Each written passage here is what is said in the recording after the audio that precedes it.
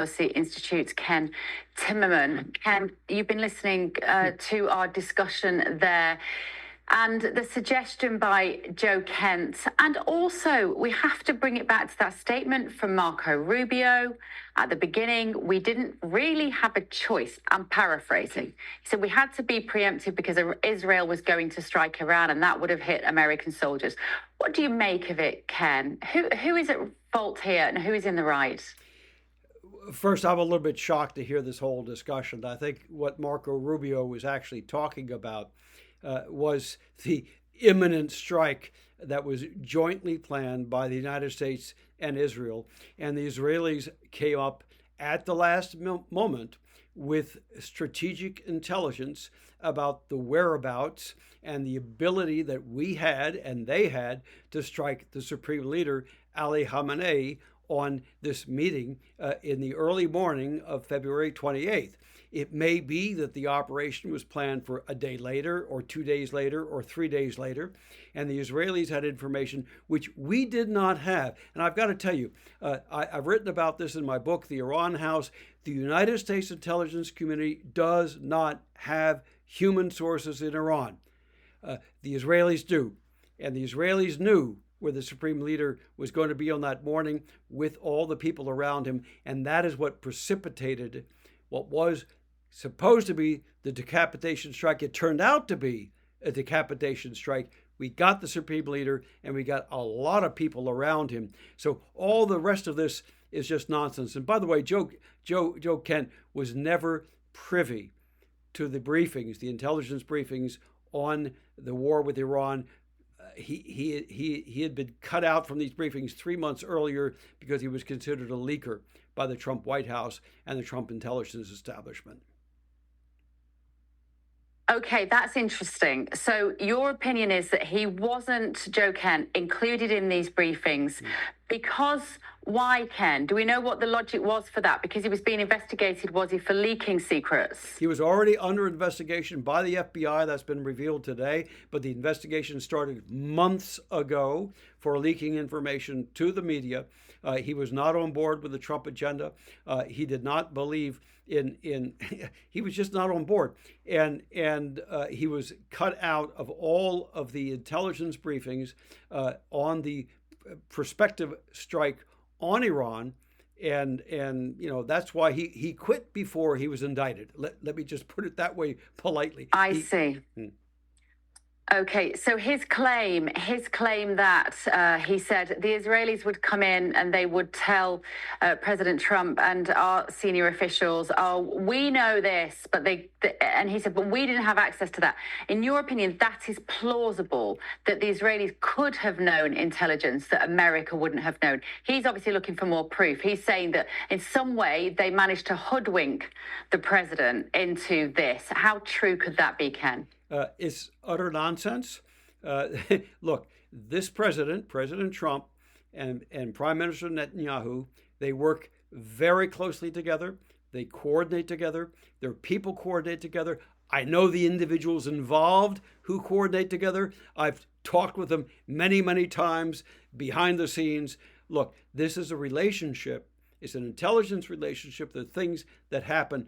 The Israelis bring us information. We bring the Israelis information. This was a cooperative venture. You only have to look at the first night of airstrikes. So when the Israelis took out the supreme leader on February 28th in the early morning, what happened in the hours before that, there was a joint U.S.-Israeli massive airstrike on Iran's air defense capabilities. You don't plan that in 24 hours. You don't plan that in 48 hours. That's something that had been put in place months earlier. The U.S. and the Israeli militaries were working together. What do you think about this latest news that we're hearing from Reuters tonight, that the president is considering sending thousands more troops to the area, particularly to keep the Straits of Hormuz open? Is that a good idea? Look, what we're talking about is 2,500 U.S. Marines, special operations for it. By the way, they're trained in special operations, coming aboard the U.S. Tripoli and vessels coming with the USS Tripoli from the south China Sea. This is a mini carrier. They have 20 F-35 aircraft on board. They will come just outside the Strait of Hormuz. Those aircraft will be able to patrol the areas inside the Strait of Hormuz, inside the Persian Gulf, where the Iranians are launching drone attacks. The whole goal is to open the Strait of Hormuz to international shipping. That's what the U.S. wants to do. And I think those Marines are there to take specific objectives and leave. So they want to cripple Iranian offensive capabilities to launch drones and to launch missiles, whether it be from Karg Island, whether it be from Abu Musa, or whether it be from Little Toom and Greater Toom, two islands that they took from the UAE in 1971. And what will success look like here, Ken, for President Trump? I don't think he has the stomach for a very long, protracted conflict. He doesn't want to see dead American troops. He isn't, as contrary to what some people would say. I don't believe he is reckless with American lives. He'll want this wrapped up quickly. From a compassionate point of view, I do believe that. So what will success look like?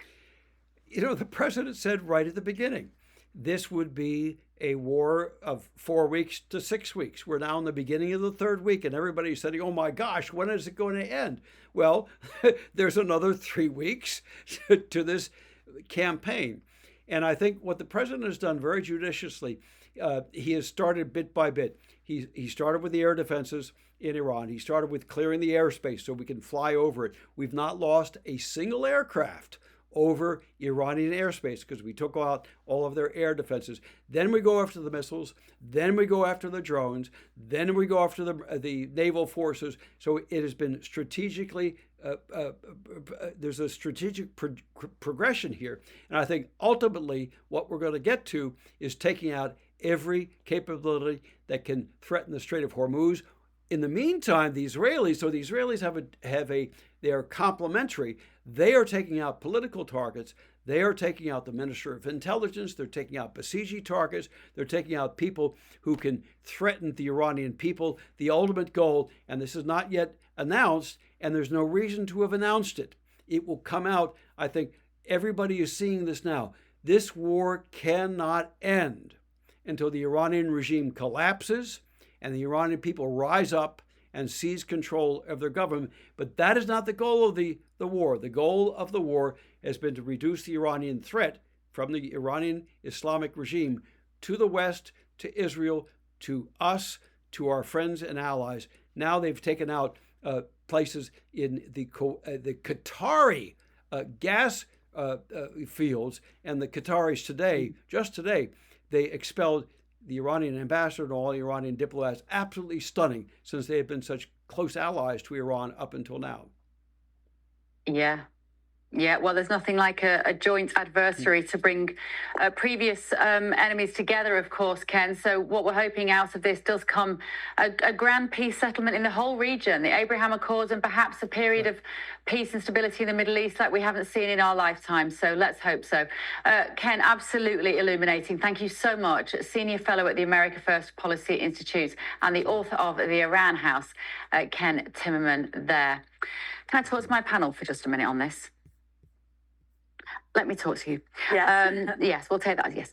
Right. I think that was the best summary, Hillary, that I've heard so far about why President Trump did this and where we're at now and what success looks like. And I feel very reassured by that interview. I feel reassured, and I think the headline coming out of this is 3 more weeks. Yes, I agree. That's what he basically said. And what I like is, I think he's a degree of an expert. He's not just pontificating. He's been watching this, he's followed it, and I think that he's had obviously long-term experience, and he's looking at it, he's far more moderate. He's not really coming in as a big MAGA supporter, and he's looking at this more in terms of what I think is the most important, which is long-term peace and stability